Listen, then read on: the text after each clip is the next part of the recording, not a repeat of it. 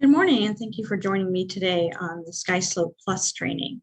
I say plus because we are going to explore the Forms app that has been integrated into SkySlope. It does have several of the forms that we use, but there are still a few that still need to be added once those permissions are granted. However, let's go ahead and dive in. I'm going to switch my screen to SkySlope.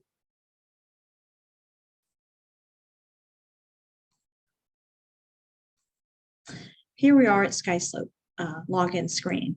As I log in here, just to the SkySlope suite is the tab that I touched on. Find my login here. All right, for those that are just maybe starting to use SkySlope for the very first time, I just want to cover this dashboard with you. The Remax logo in the top left will always be the home button. So anytime that you're within any of the icons dashboards, you can just click on the Remax icon to go back to this main screen. The numbers across the top here will always change depending on your activity for that month. And we'll go through these in order. Really quick though, up at the top, you can search by a property quickly through the search button.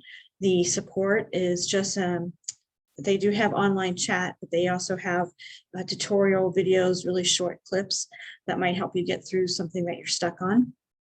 The print button, of course, is to print your screen. The apps, we're going to dive into that in a few moments. And by clicking on your name here, you can go into any of your settings. I do encourage you to explore these. They do have such things as that's where your password is, your information that would appear on your communication throughout SkySlope, as well as your signature that you can customize here. So if you're emailing anything from within SkySlope, you can put in a nice professional signature here. Hit the home button again, and let's just go to the first icon. Manage transactions is a shortcut to your list of transactions. So you can just quickly click on an address that you might be working on. Create a transaction. That's where it's a setup wizard to actually input a transaction into SkySlope. Nothing is considered a transaction unless it's pending. So you have listings you can manage, but an accepted offer on that listing or an accepted offer where you have the buyer would be considered a transaction. This does not feed out to the MLS. So anything you put in here only prompts your admin at your office that you've created a transaction, and they can take that from there. You still are most welcome to hand or email your admin a paper file and say, I have a new deal. Could you set this up? You'll continue to have access to SkySlope regardless if you are inputting things or your admin is. Listings is just another shortcut to manage your listings. You can pull up any active listings that you have. Create a listing. Again, if you want to just get the ball rolling and put a listing in there, it is a setup wizard that walks you through. It will ask you the questions as you go through and put in the preliminary information. And again, your admin can take it from there. And by no means do you have to enter in your own listings here. And again, it does not feed out to the MLS. DigiSign is our electronic signature platform, and I'll dive into that here in a few minutes. Incomplete checklist. We've all gotten those emails of the checklist of things that might be missing, documentations and such, excuse me, from one of our transactions. I have to sneeze, pardon me. Canceled contracts are just that, deals that have fallen through, and that, I apologize, deals that have fallen through and are not closing. Access archives. We've had SkySlope, believe it or not, for almost 6 years now, and all of the files that you have back to the beginning of time in SkySlope are stored in here. So you can access any of those transactions should you need some documentation from them. Task and reminders, not that we all need another calendar to keep track of. This is a very handy kind of reminder that you can set up when you're coming upon certain timelines in your contract to assign a task to it, and you'll be emailed that morning that you have a task to complete in SkySlope. Working documents. Working documents is probably one of your most frequently used icons here besides DigiSign. And within working documents, you have two tabs. You have your personal docs and your office docs. Personal docs is a collection of everything that has gone through DigiSign. So anytime you send a document out for signature, it comes back into DigiSign as completed, which we'll see, but it also will show up in here. And from here, you can assign it to a transaction. You could send it back for maybe an additional signature or change. You could delete the document.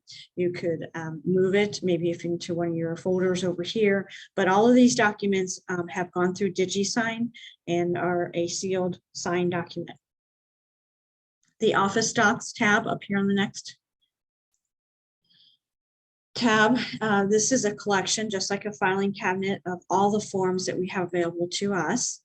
Everything from Ohio to miscellaneous to Kentucky, Indiana. We have a shortcut to the Ohio listing packet, which would have all of the forms that you would need in a listing packet, as well as a purchase packet, and coming soon.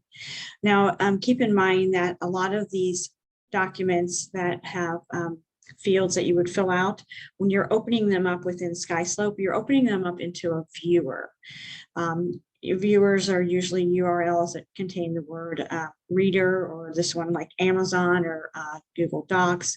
Regardless, it's nothing that you can type into. You would have to download it and save it. If you were to, let me open one that would actually have a fill-in fields. If you type onto this one, although it's appearing on screen, without saving this document and hitting print, it's going to come out blank, because the reader or the viewer does not know to translate that into the saved document. So again, you'd have to download this by clicking on the download button on the right and saving it so that you can open it up and print it out. Some operating systems will allow that to be changed. I just noticed that update. All right. So that's personal docs and office docs. Now, office docs are also available in zip forms, which I'm going to show you that integration as well, that we can use to really be paperless from start to finish. But once we've gotten through our dashboard, which is all the icons I just covered here, let's go ahead and dive into the apps form Forms app that's now available. I apologize. By clicking on the apps button up here, we want to click on Forms. SkySlope went and created a relationship with the Cincinnati Board of Realtors, specifically for us, the Board of Realtors in Cincinnati, to have their forms available so they can be interactive within the SkySlope platform. With that being said, it's a great way to kind of create a file, send it out for signature, and have it all here in one loop. You want to click on create a new file. We're going to say this is our buyer. We're going to give them a name and an email address. If you were to have a property that you wanted to import the MLS data, which it would just import the address, you can do so here, or you can just go ahead and enter in an address here.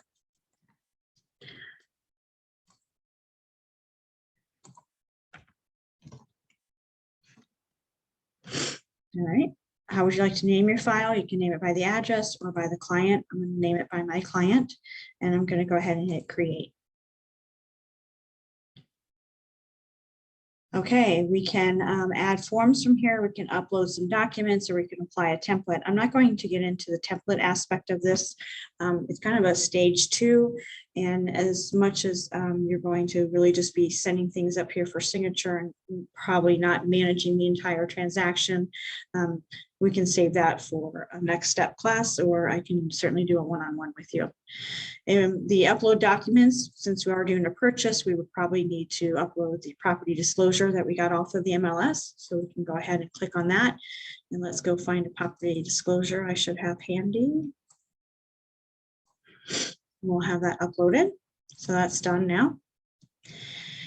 And then if I wanted to go ahead and add into the envelope into the contract and the other forms I need, we can go ahead and click on add forms. This is going to open up that library. When you first sign in to SkySlope Forms, if you haven't before, it's going to prompt you to fill out your information, including your association. And I can go ahead and step back to that. I apologize for not starting off with that. When you first sign into SkySlope and click on the Forms app, it's going to bring up your profile, and it's going to ask you to input your information in here, your license number, your MLS ID, brokerage address, and so forth.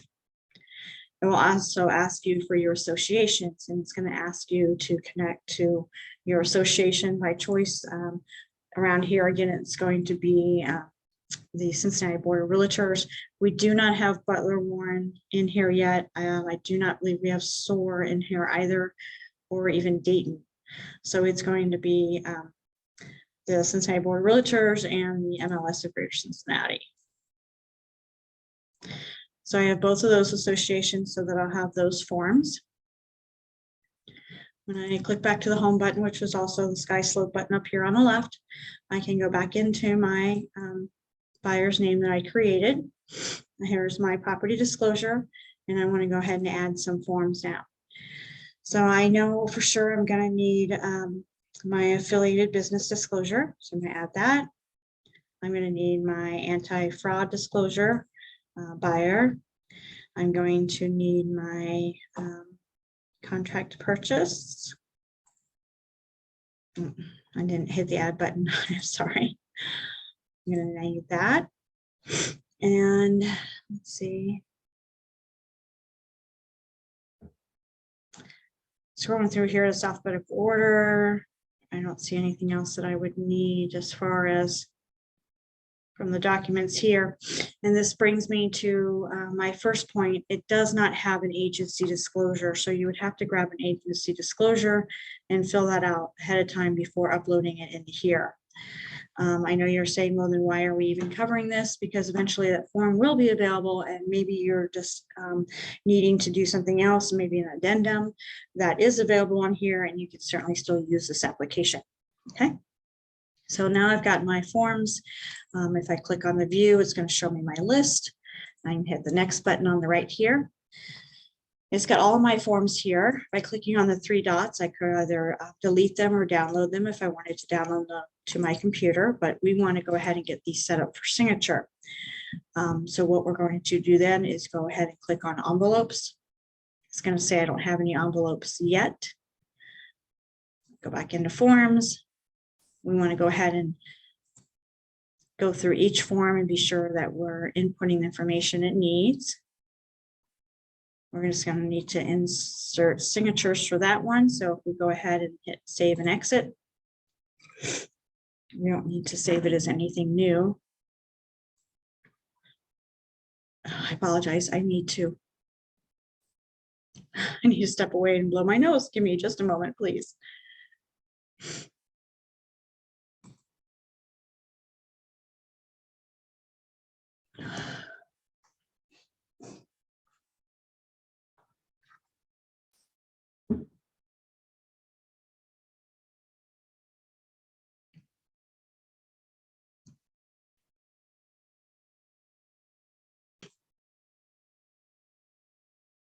Sorry about that. I'm back. From the screen that we were in, I was pulling up the property disclosure and reviewing it. There's nothing I had to fill in there. The affiliated and the anti-fraud and the contract will need fill-ins. But let's go ahead and select all of them. Kind of faint to see, but there's a circle on the top left of each document. And as you click on that, it selects the document. And we're going to click on the command that says fill and send. This gives us a list of all of our documents on the left, and the documents appear on the right. It's going to let me know that I can prepare it for signature, but let me go through and fill in the information I need to fill in. I'm going to go ahead and put the today's date on my affiliated business disclosure. In the anti-fraud, that just needs to be signed. In the purchase contract, I need to fill in my blanks here, put the date here. We would, of course, put the partial ID number.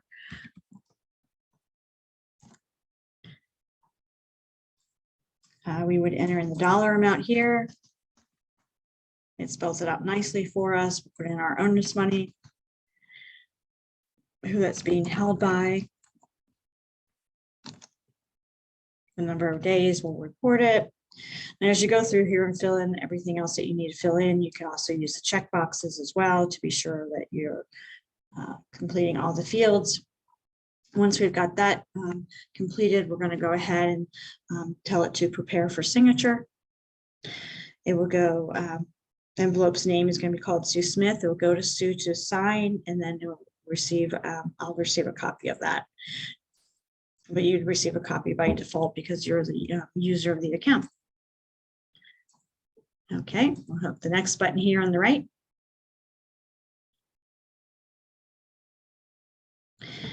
Brings us up to a very familiar window where it has the actions across the top. The forms are listed on the left. The recipient that we're currently using is on the left here, and then any outgoing email message will go on here. As we scroll down through here, we can grab the initials command, and on this one, you want to line the pointer up with the bottom of the box that you're trying to get into. So that's where Sue will be prompted to put her initials, and we'll need a date as well. And again, like I said, put this cursor that you see right on the line there so it looks nicely level. Click the command again for initials, drop her in there, the date. As you go through here, we'll have all of it down to the signature page where we grab the signature, same command, put the cursor at the bottom, and we'll need a date. And we'll go automatically onto the next page. This has already automated her signature because that was formatted that way. That property disclosure we uploaded was not formatted in the SkySlope Forms app. Same thing here with the affiliated. As we get into the contract, you also see the initials have been dropped down as well as the date. So it does all of that for you. We'll see the signature page here at the end, which is also where your information should be feeding through. If you have it completed in your profile, it will show through to here. Okay, so now we've got this all prepared. If you're ready to send it, we'll hit the send button. If you need to wait a minute, maybe hear something back from your client, you can hit the save and exit. We're going to go ahead and hit send. You can finish off the email prompt here for Union Center. Your documents are ready to view and sign. Call with questions. Thanks, Leanne. And we'll send that off for signature.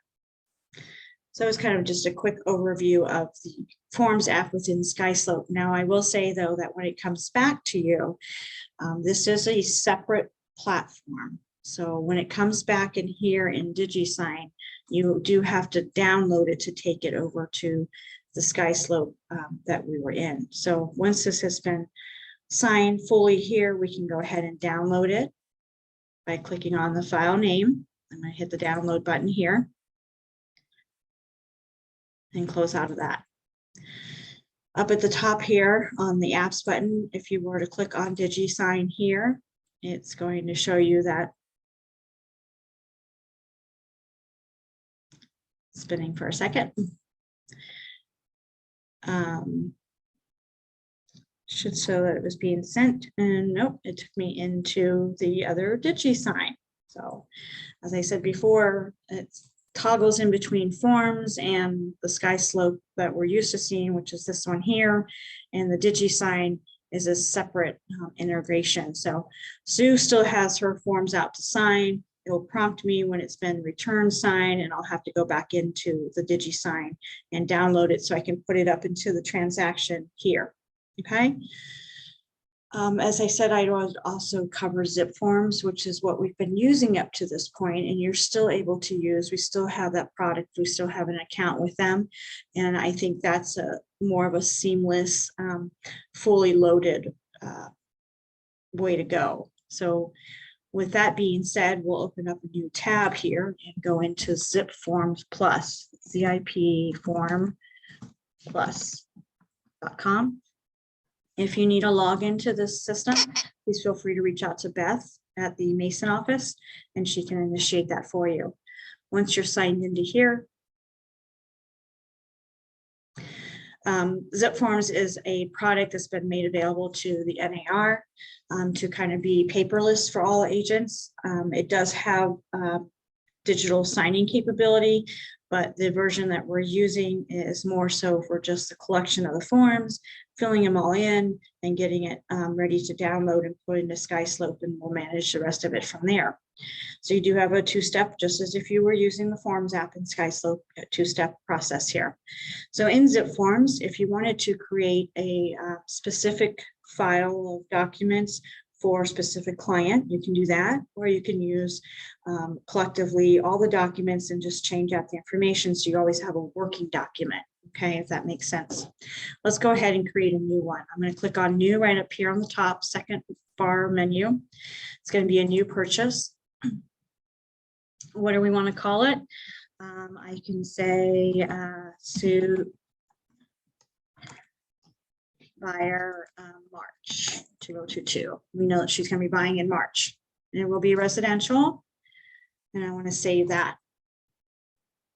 It's going to take me directly into the first tab of that third bar menu here, the summary. This is where I put in the address of the property that I'm writing the offer on, and this is going to paste across all the forms that we put in here. So it is really nice that it auto completes for you. As I said, this is an actual product, so there's lots of fields in here that we won't see on our offer because they're trying to take collectively the most used fields of all the documents that they're managing. So a lot of these do not appear in our contract, and we don't need to fill them in here. But go through here so you can at least familiarize yourself with it and know what fields are available. The next tab over after summary is parties. This is where we're going to put in our buyer's name here.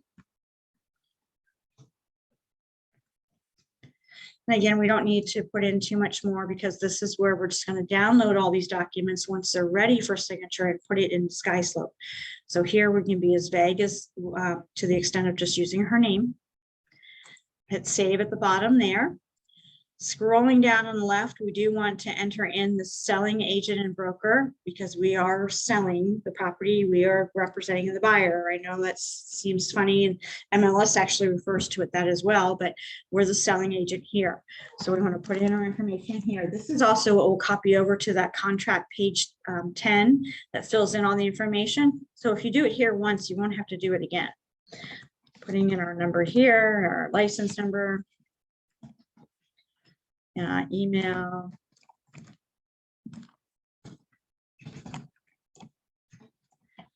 The broker's name, the firm name would be actually Remax Preferred Group. License number. If you don't know that off the top of your head, you can actually grab that from the MLS. And that's something I can cover for you too, but it is listed on your profile on the MLS. The full name, they're looking for Chris's full name. Office ID would be your MLS ID for the office that you're out of.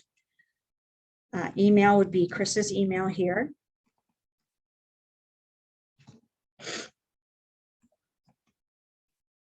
Broker phone, the office phone. Street address.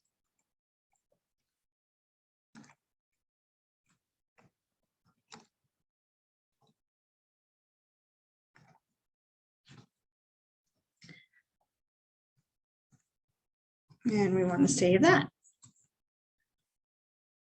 So now we've got that information for our buyer and ourselves listed out that will copy through all the documents as well. With that, on to the next step, the documents. This again is like going to a filing cabinet, pulling out all of our files that we need for a buyer's package. When we click on all forms up here on the top right menu, the libraries that we're associated with will be based on your profile that you log in with, and your profile that you're logging in with that I've asked you to reach out to Beth to get will also prompt you for your NERDS number, your NRIDS number, which is of the NAR, and that will identify to the system what libraries you should be associated with, such as the Cincinnati Area Board, the State of Ohio, and the RE/MAX Preferred Group. Okay, so we have those 3 libraries available with my association. From the CABR, I need purchase contract. I might need an addendum at some point. And these numbers, addendum 1, 2, and 3, are not in any sequential order. They're just labeled that way for your use. So we have got a contract to purchase, an addendum I'm sure I'll need. Maybe I'm going to need an escalation addendum. Most likely we'll need a defect notice, alphabetical order. And we can say that's all we need from the CABR library. But when I jump over to the Ohio State Library, that's where I'm going to get my consumer guide. Sorry, the pictures are right there. My consumer guide and my agency disclosure. And see just instantly how these forms are available in zip form, but they weren't available in that SkySlope Forms app that we were just in. Again, that's why I think this is a little bit more together and seamless when you're trying to be completely paperless. The property disclosure, this is a blank one a seller would fill out, not the one that we're going to grab from the MLS. So back up to the libraries, let's toggle into the RE/MAX preferred library. From here, I need the affiliated business disclosure, the anti-fraud. If you do need any of the home warranty worksheets or data information, those are there. Some things available to your client you might want to include would be the lender's list and the moving checklist, as well as the Rivertown flyer. That's not the affiliated business disclosure they sign. It's a flyer on Rivertown's business offerings. So I think I've got all my forms I need in here. They get displayed on the screen as little icons here, and you can rearrange the order in which you're sending them by clicking on the organize button and clicking and dragging it over into what order you'd like to see that appear. So I got consumer guide, the agency, do my contract here. If I had my escalation addendum, I'd have that in there. I do need the affiliated and the anti-fraud to go for sure. But I maybe don't need the addendum and the defect notice right now.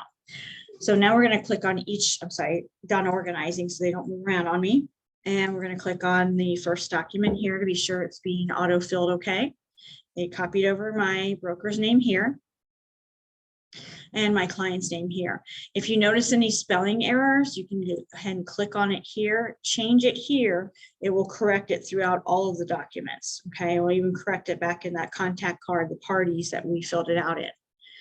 Okay, you want to go ahead and save that. And we want to go to our next form. There's two ways to access the forms that we have. By clicking on the back button here, it takes me back to the dashboard with their little icons.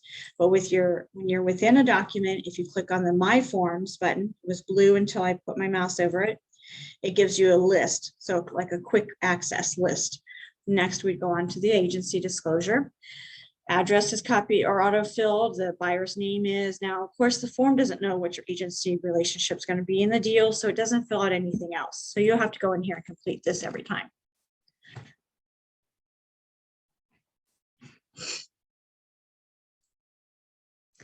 Then we want to click on the Save button, and I'm going to quickly access my forms list again so I can get to my next form, which should be the contract to purchase. Here, it did copy over the address again, but I did not fill out any of those other fields on that first screen, the summary screen. So now I can go through here and fill them all out. This is where we put in our partial ID number. If you notice, a little kind of black and white pencil that shows up right here tells me this is a text box, and I'm able to enter text into there. If you click on another field that has what is a calculator, it tells you can only enter in numbers here. If I try to enter letters, it doesn't let me type. It will take the numbers. So, same thing with the earnest money. There's that little calculator. It's looking for a dollar amount. Who's going to hold it? There's that little pencil icon, so I can type in text here. I'm going to go through the document and fill out all the things that we need to fill out in here. All right. And we can go ahead and save that. One other thing that you could do, knowing that your client's going to sign this today, you can go ahead and complete the date line here. So there you're not having to tag that over and over in SkySlope. So if they are signing today, you can fill that out in here. Otherwise, leave it blank and you can tag it for a signature date once it's sent out in the DigiSign. Okay, so once we've got this all filled out in here, we can go ahead and save that. Click back on my list here. My next document would be the escalation addendum. I could go ahead and fill this out. Click back on my forms list here. I've got the affiliated. Need to drop my date in here. Save that form. Go back up to my forms shortcut and click on the anti-fraud. That doesn't type in their name because it's not a recognized field. So we can either type in here buyer signature, or we could type in your client's name. Since I want to kind of use this again, I've already collected all these forms. I'm going to kind of make it a little generic and put in buyer signature there. I'm going to hit the save button on here.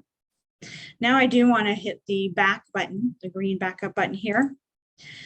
Takes me back out to the screen where I can actually see all the forms in front of me. And this is where we're going to go ahead and select them to move on to SkySlope and DigiSign.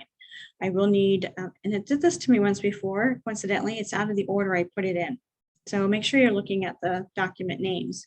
We want the contract to purchase, the escalation addendum, consumer guide, agency, affiliated, and anti-fraud. Once you've selected the documents you're going to send to the client, I'm going to go ahead and click on the Save as PDF button. Save as PDF. We want to save it to our device here. Okay, we don't need it to be separate PDF files. It can go as one. So save to my device. Click Save on the right-hand side. It's going to prompt you to download the file you've just created. It will go to wherever your computer downloads by default. I have a downloads folder. Some people have a documents default folder. Some people have a desktop as their default. If it doesn't show you in the bar here, it will save it to wherever you are in your Explorer window. From here, I can go right back into my SkySlope tab. Go ahead and open up my DigiSign.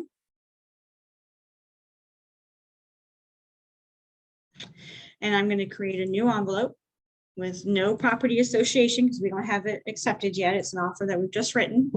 And then I can go ahead and hit the upload button here. By clicking on the upload button, it's going to open up my Explorer so I could go find that file. But it does have the click and drag ability. Since I do see the file in my downloads bar here, I can just click on it and drag it up to there. And it's going to go ahead and drop it in there for me. Okay. I would probably, though, need to go get the disclosures. So I do want to hit the upload button here and go find my property disclosure. So on the left-hand side, it's showing me what I've uploaded. And if I wanted to say, oh, I don't want to send that just yet, we could uncheck that box and we'll remove it from what's going to go for signature. But on the right-hand side is showing you what order it's going to go for signature. I kind of like my buyer to get the contract before the property disclosure. So I just need to click and drag that up. It switches the position of the documents and I can click next. Here it brings us to the recipients. Now, if there is a property disclosure with a lead-based paint disclosure, you of course would have to check yourself because you need to be a recipient that signs that. And then we're going to go ahead and click on new recipient so we can add in our buyer. Name, email, her role, which is purchaser, and that she'll need to sign. Signing order, if you're having more than one signer, perhaps husband, wife, and one wants to sign before the other, or rather that, maybe husband reviews it and then wife will sign it. You can add a signer group here on the right. And then you can go ahead and drag one of these names down. If you want to add in the agent that's going to receive a copy once it's signed, like the listing agent, you can go ahead and add in a new recipient here.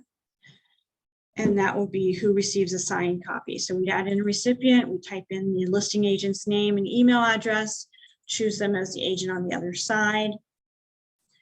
And then once their name appears up here, we could drag it down to who received a signed copy. By clicking on next here, we're into the screen that shows all of our documents that we just created in zip form, filled out. There's a date populated for me. Nice, neat, polished, professional. So we're just going to go ahead and start dropping in where we need people to initial and need to sign. The commands are across the top. We've got a signature, initials, date, sign, date and time, sign, writable and read only. I'll get back to that. Full name and checkbox. Now again, checkbox would, if maybe you forgot to check a box in the document when you're drafting it, you can drag a checkbox right here and go ahead and click on is attached or is not attached. That can be assigned either to yourself or your client. I would keep something like a checkbox assigned to yourself so that it's not mistakenly unchecked. And you'll see that when it prompts me to sign. Full name, maybe you forgot to type in your client's name on the signature line, would drop in their name. The read-only and writable are text boxes. So maybe if you needed to type something in that you forgot to include, like closing cost, you would want to grab the read-only. The writable text box will enable whoever sees it to make edits to it and change it. So if you do want to leave that for them to edit, then you could grab a writable, you drop it in here, and you could put in an amount here, but then make sure you say to your client, you know, as you're going to sign the contract, it's going to pop up a text box for the closing cost. If you think it needs to be more than 3,000, let's change that number in there. But again, I would use the read only box. So they'll see it, but they won't be able to change it. Okay. I'm going to type in my 3,000 right here. And you can kind of drag this around so it sits on that line and just looks better to you visually. Okay. Then we're going to grab our initials command and we're going to drop our initial box in here. The date's already been completed for us. As we scroll through the rest of the document, and actually I am get back up here and change that initials to the buyer because I don't need to initial, the buyer does. So we scroll through here, we're filling out the rest of it and dropping in more initials where they need to go. We'll get down here to the last page. It's going to go for signature. It typed out the buyer's name. If it had not typed out the buyer's name, as I said, you can grab the full name command, drop it on the line, and it'll print her name once she prompts it to do so when it's sent for signature. We'll go ahead and grab a signature and prompt that in there and the date sign. Once you get all of your documents tagged throughout here, you're going to go ahead and hit the send button on the top right. This is the email message that's going to go to your client. So you can say offer for Union Center to sign. You know, Sue, please sign where prompted. I always like to add, you will receive a copy once you have signed. All right, thanks, Leanne. And we'll hit send for signature. Now remember, I had a couple places in there and I'm already signed in. The system recognizes that and it asks me if I want to sign now or sign later. I'm going to go ahead and hit sign now. This is exactly what your client's going to see. When they get the email that says you have documents to sign, they're going to click on sign documents. It's going to open it up just like this. They're going to see the logo appear. They're going to see the document in the background. They're going to be asked to pick out a signature and agree to electronic signature consent. Then once they click on the little ribbon on the side, it's going to start and take them to exactly where they need to go.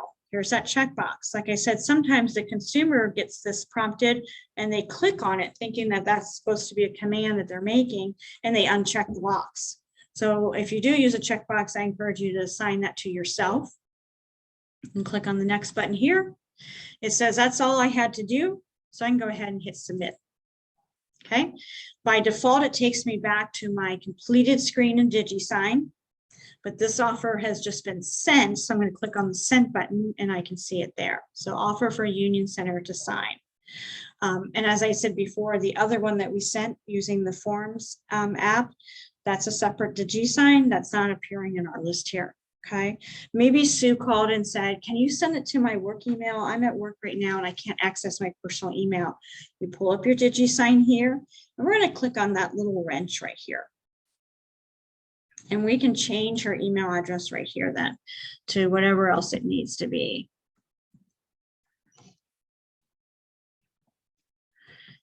And then I can tell it to update or resend. I'm going to go ahead and tell it to resend. And it was sent to her again. Okay, if I wanted to see if maybe if somebody had signed it, maybe I had more than one signing party, next to the little wrench is a little clock and it says the history button. That's going to pull up a certificate of what the envelope has gone through so far. So let's see, the invitation was sent to signer Sue Smith at her email address. Then I changed the email from, sorry, starting back here at the bottom.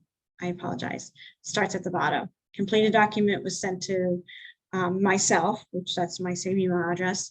Then the invitation was sent to Sue to sign. I completed my envelope and then I changed the email for Sue to the other email address and it was sent to her. So that's your security envelope. That's going to tell you where the tracking was, IP addresses, dates, times, whether it was modified or delivered. I hit the escape button. It takes me back to my screen here. So that's been sent out for signature for Sue. She's going to get it signed. I'm going to get an email that all parties have signed, and it will have a PDF of the document. I can either forward on to another party, or I can download and do with it as I would like. Okay, there's a lot that we can do here. So if you need some assistance on the signing process and so forth, feel free to reach out to me. I do want to take you into a transaction though, so I can show you how these are looking to you should you want to grab maybe a document out of your transaction. When I click on the transaction button here, I can pull up one of my canceled transactions. Still show you the same thing. On the transaction tab, and there's 7 tabs across here, this is going to be a summary of the transaction's key points, such as price, dates, acceptance dates, closing date, and so forth. If I click on the next tab here, it says contacts. This is going to list the buyers and sellers and title companies. So you can maybe, if you do have their email address in here, you just want to grab that email address, you could do so from here. If you needed to change maybe who the title company was, you could change the name of the title company here. You could simply click on the edit button and it will let you change that. The next tab over says commission. This is kind of handled by the office admin, but it does display for you to see it. Let you know what the sale price was, what the expected commission is. If you need to make a correction to that, you could do that here. Any field that's not blocked out in gray, you can edit. Deposit, this would be such as if earnest money, and you can go ahead and put that information into here too. If there's a referral that you're sending out to another agent, you can put the information into here. Any other notes you maybe need to put into here. It will show the split between any parties that are listed as agents on here. On the next tab over is the checklist. Again, this is what we are getting in our emails when we're missing some documentation. The checklist here will show you again with the additional note of what they need. This needs the receipt of earnest money to be completed when received. Anything completed means they've already got it and it's an acceptable document. This particular deal is being released. No earnest money is collected. The agent was sent the release, can open it and requested it again. So this is an ongoing situation, but you can see the process of it through the checklist here. Next tab over is documents. This is all the documents that have been added to this transaction, whether they were added to a checklist line item or not. This does show you all the documents that have been added in here. If they have a paper clip, they've been assigned. If they do not, it's probably a bulk document that had to be split out into several different documents, which you do have the ability to do so yourself with the split command right here. Okay. Next tab over is the log button. This is going to show you exactly who's accessed the document, what they did with it, any comments they made to it. Okay. Next tab over is the task. Remember, I said not that we all need another calendar, but on that front dashboard, we have the task and reminders. If you input a task, it's going to show up in here and you'll receive that email alert that you have one. Next tab over is the property. This is just basic information on the property. If you so feel you'd like to keep track of that in here. This might be ideal if you're maybe going to list the property again after selling it. You can pull that information up out of here. Okay, so that's the tabs within a transaction. Okay, be the same on a listing too. If you had an active listing, once it's into SkySlope, it's going to have the checklist generated and you'll be able to add documents, assign documents, move things around, send them off for signature. It truly is an all-in-one from writing an offer to closing that you can do this. One thing I do want to point out in here too is that all the information that comes through on each tab here in summary has the listing address, the acceptance date, the year built, what type of transaction it is, the lead agent on it, expected closing date, price, so forth. The email tab here that's left blank. SkySlope does enact an email address for every transaction. So if you were maybe at the copy machine and you wanted to scan something in directly to the transaction, you could scan it into the transaction's email address. This one does not have one now since it has been canceled. But by default, it is always the street name, street number at skyslope.com. So this would say Bluffs Drive, all one word, 5984 at skyslope.com would be the email address for this transaction. It's a little quick tip right there. Click back on my home button. This takes us back to our main dashboard, and here's where I'm going to wrap up with you. So again, we were introduced to the Forms app within SkySlope. Really quick, easy, interactive, but it is limited on the number of forms that it has available for you to use. So more of a complete platform would be the zip forms that you can create a working document, a working file, and use over and over again. Maybe I'm done with Sue and I showed another house really quick. If I go into zip forms here, back to once you sign in, it takes you to the transaction dashboard. I could just pull that same folder back up here and just change the address. I could even just change the parties, but all the documents would still be there. So again, it's a working file that you have. You don't have to go and add documents all over again. You also don't even have to add in your information. So it could work nicely as a reoccurring, offer template for Sue specifically, or it could be a reoccurring offer template for any buyer. And it's just up to you to change the information between the summary and the parties tabs. Okay. Hopefully that equips you with some more knowledge and another tool in your belt for the success in your business. Again, reach out to me if I can be any of assistance, and I wish everybody a great day. Thanks for joining us.